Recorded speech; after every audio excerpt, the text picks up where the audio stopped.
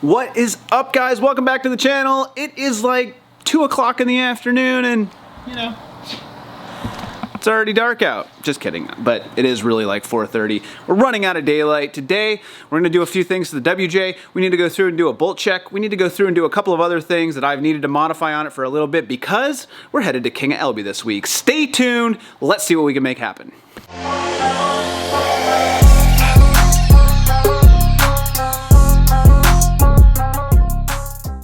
All right, so let's do a quick walk around of this thing. There's a couple of things that I needed to address before that we're definitely gonna check out now. So this weekend, one of the things I mentioned in a previous video was I was hoping, beyond all hopes, that I could get this thing done and get it out there. I can't. It's just too much to get done. It was a lot to do with everything else. We've been traveling for a couple of weeks. It's just been a lot. So not happening, but we are making good progress on this thing, so I haven't forgot about it. But we're gonna shift gears and we're gonna get some stuff ready on the WJ because I built this thing to take it off trails and beat on it a little bit too, so that's what we're gonna do. This coming weekend will be November 12th, and it is the King of Elbe at Elbe Hills ORV out near Eatonville, Washington, and that's where we're gonna head. It's been a little while since I've been to Elbe, but one of my favorite places to go. If you haven't seen it, do yourself a favor and look up some videos of Elbe. I'll see if I can find some and maybe we'll throw some clips in here.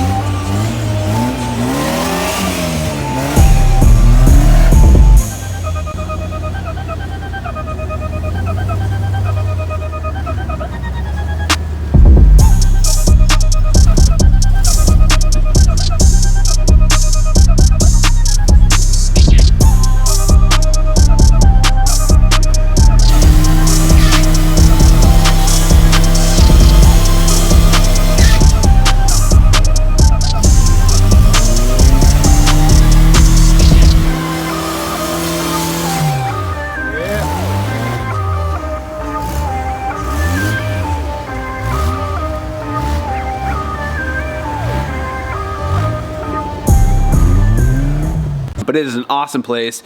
Tons of obstacles, deep mud. There is a lot of mud, but they get snow. There's a ton of rocks. There's lots of logs. It's just like a cool, I would say like logging trail type deal, just to like I believe the southwest side of Mount Rainier. So they get some snow up there, they get a little rain, it's in the woods. It's just a really cool spot. Honestly, one of my favorite places to go. Just always cool vibes, awesome people, and total chaos, which I love. So we're headed there this weekend. We're gonna see what we can do with the WJ. We're not gonna compete in the King of Elbe. They've got a whole new course this year. So if you're not familiar with that, You can Google that too, and I'm sure YouTube will pop up some good videos for you. The last couple of years, I think what they've done is run kind of a timed run up what they call the boat ramp there, which is an aggressive incline with some big boulders and some slabs and some tires, and they've really gone all out this year, and it's an entire course. I haven't seen it in person yet, but I have watched a few videos of it, and it looks like they've done a lot of work to building this course. They've added a lot of rocks, they've dug a lot of trenches and holes, so it should be really cool to see. And from what I understand, the turnout this year is going to be crazy. So I'll be filming the entire time out there. We'll get a lot of video and we'll bring it back so you can check it out. All right, so while my rig is not locked up, it does have a limited slip in the rear. We are on 37s. We do have a winch if we need to get out of there.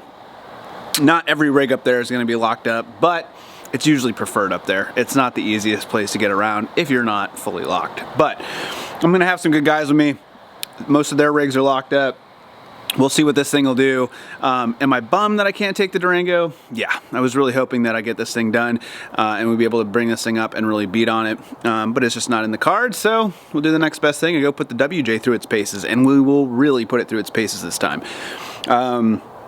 So a couple of the things that I have seen on this that I would like to fix, and actually I noticed this just driving it around here, I'm even taking it off-road recently. This spring seems to pop out a little bit, just the way that it angles. I'm not really sure why, but it does. I have a spacer in here that I built, and what I based that on was, I can't even remember. I think it's Iron Rock Off-Road sells a 2" by 6" spacer, or 2" by 5" spacer. And I just thought, well, I'll just make one of those up and put it in there myself, which I did, and it works good. I'm wondering, because I used 1 3/4" DOM from my roll cage, because I had a lot of that left, I'm wondering if I do make it 2", which really isn't that big of a deal. It adds that extra 1/4 of an inch, if that'll help a little bit, just kind of keeping it centered. Honestly, it's probably not going to do anything different. It's probably not going to matter that much. But the other thing that I did notice, and I don't know that you're going to be able to tell from here, just because it's really minuscule. Let's see if we can get an angle on it. The axle is slightly, very, very slightly farther to the passenger side than it is to the driver's side, and that's just because of the track bar. So the track bar locates the axle from side to side and keeps it in place where it needs to be.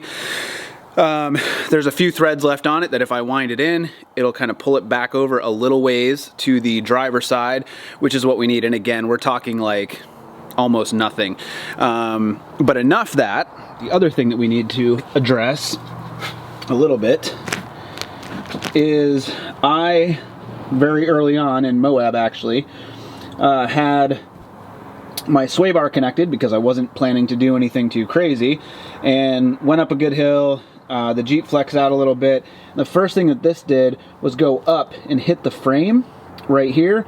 It snapped off the quick disconnect for the sway bar, and it bent this bracket a little bit. Now I built this bracket on here. It was something that I built so that I could use a sway bar onto part of the Artec truss that's already on there.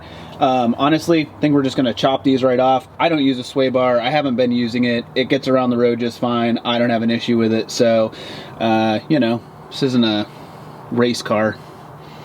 I know it looks like one, and everyone's like, "Oh my gosh, look at your race car!" But yeah, it's not a race car. So I don't need a sway bar. I think we're all right. So I think we're gonna get rid of that. I'm just gonna chop off this bracket. What you can kind of see over here, it's really hard from this angle, is where the frame is in relation to this bracket. And then come over here. And the same thing on this side. This is on the other side a little bit more. So the axle does need to come over to the passenger side just slightly. And if you look at the track bar, which you can't because it's too dark. If you look at the track bar, there's just a few threads that I can wind in and it'll pull that over just slightly. So it is pretty minor. It's not that big of a deal, but I am going to do that. Probably just put new 2" spacers in there so that maybe it'll help keep the coil a little bit more centered. I'm not even positive that I'm going to do that because I don't really care that much. I also thought about and this was a week ago, I thought, should I put rock sliders on this? Should I try to get a rear bumper made?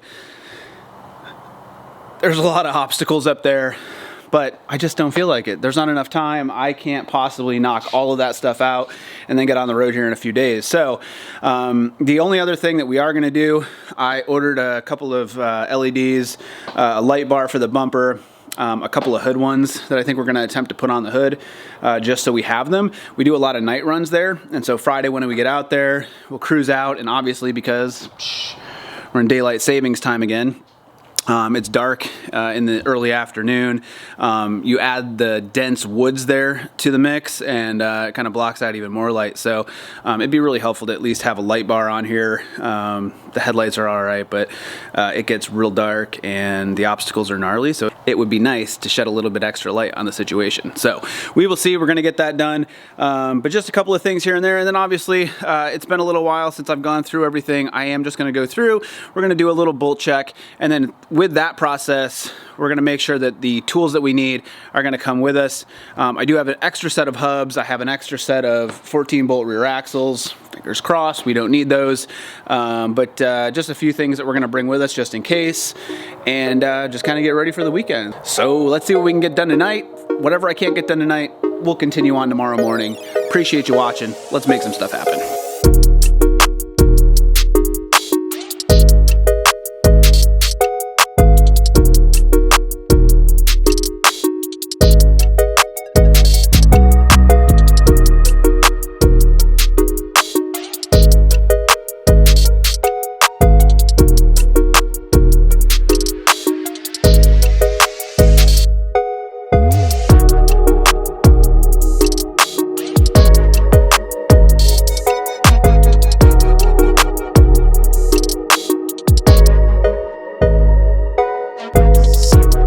So there are our coil spring retainers.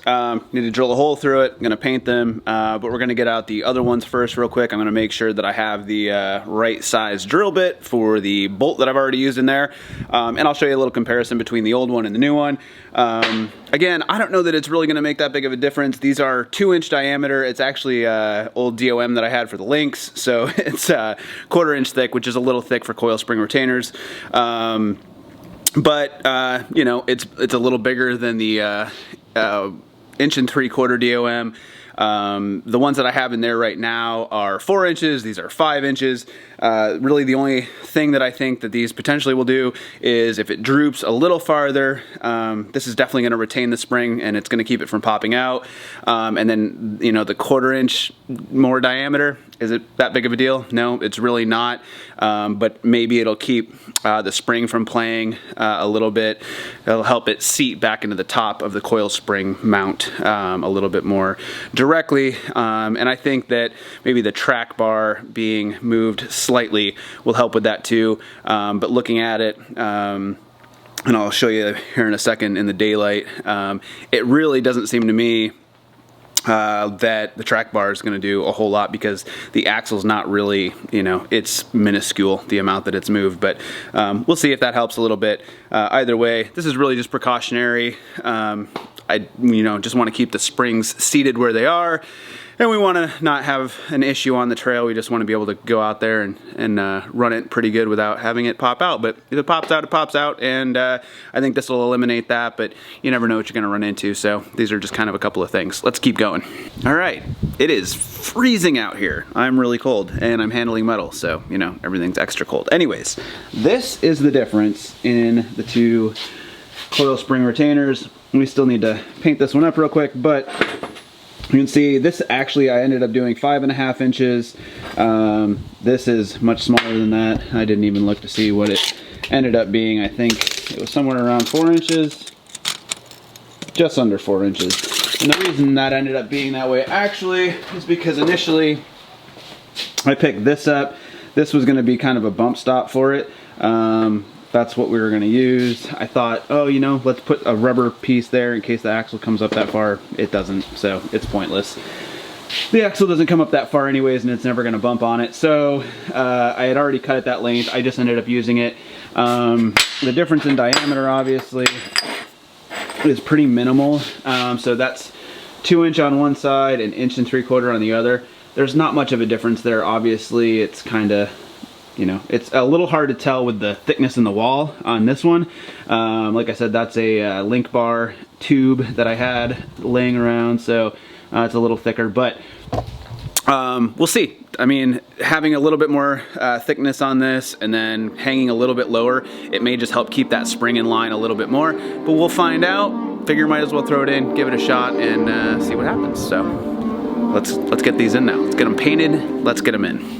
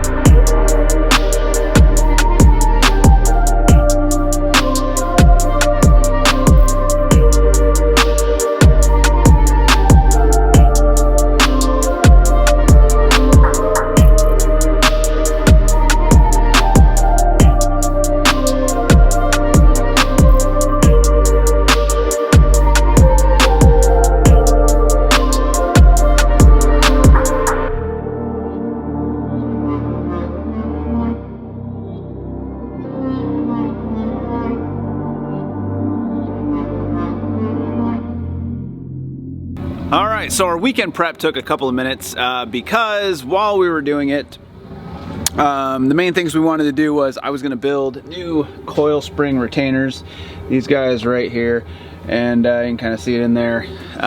Came out great, 5.5 inches, 2.5 inches around, 5.5 inches long. Replaced the 1 3/4" by about 4" long ones that were in there. I think this will help kind of keep the springs a little bit more where they need to be. Iron Rock Off-Road has a set that are 2 inches by 5 inches. Thought there might be a reason for that. I have no idea. It's not a huge difference from what I was running, but that extra 1.5 inches in length and a little bit of that diameter, who knows? It's not that big of a deal. So the other thing was getting the track bar in line. Again, you can't really see this that well in there, but what we did was there was a few threads up at the top end of the track bar here, and you need to take off these upper links on both sides, disconnect that. The axle, you need to get the wheels and tires off so that the axle is actually sitting on this little axle stand that I have, and it'll help it move to one side so that when you drop the track bar, you can move the axle over where it needs to be and get the bolt back through the hole. So we did that. Got the track bar done, got the new coil spring retainers back in, wrapping it up.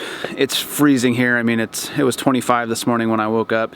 So as I'm putting it back together, I grabbed the knuckle on the passenger side, or actually it was the driver's side, doesn't matter, because they were both shot. So I grabbed it and moved it just to kind of pull it over a little bit more, and sure enough, the whole bottom of it just moved way too much.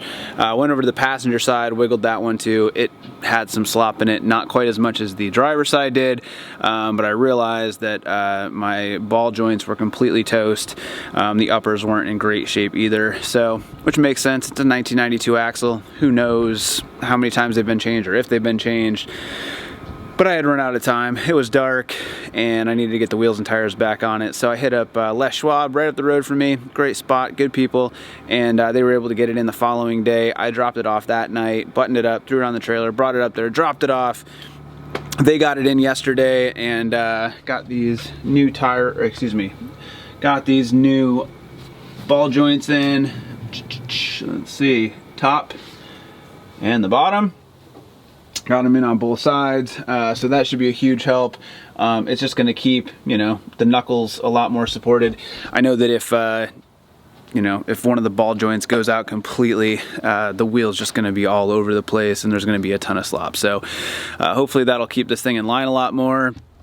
Other thing we just did, just because we do a lot of night wheeling and the headlights are old, haven't replaced those, but want to make sure that we've got enough light. I don't love them and that's not where I wanted to put them, but put a new LED on the front, a couple of little pods up top here. It'll work good for what we need. What I was hoping is that this would let me put it below the bracket, so it's kind of in front of it. But the mounts I got, it's just not going to work, and I'm not going to fab up anything right now to put it in there. So it is what it is right now, and it looks good, and it works.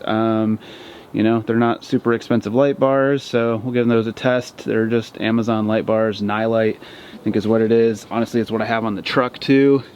These little pods are just hood mount. You know, it was kind of an afterthought, honestly, so I didn't have time to get the brackets in that are specific to the WJ that you can actually mount on the A-pillar, which is what I was thinking I was going to do. Couldn't get them in. These work just fine. Give those a shot, see what we do. All we need is some extra light at night. So we hit the road tomorrow morning. I'm gonna be about a 4.5 hour drive over to the west side. Gonna get in there, gonna unload this camper, and we're gonna head straight out and start wheeling. I think that's kind of the plan. So it's getting a lot darker sooner, part of the reason for the LEDs, but also night wheeling is super fun. So when I got up this morning here on the east side, like I said, it was 25 degrees. It was 36 over there. So hopefully it's a little bit warmer. 36 still isn't warm, but we might have some snow flying over there. I know there was a little bit on the ground anyways. I'm just super excited to get over there. Anyways, that's a wrap for today. I need to get the rest of this RV packed up. I need to get the trailer off the truck onto the RV and get ready for tomorrow morning. Don't forget to hit that subscribe button because there's going to be a bunch of footage from the King of Elbe. I appreciate you watching. We'll see you soon.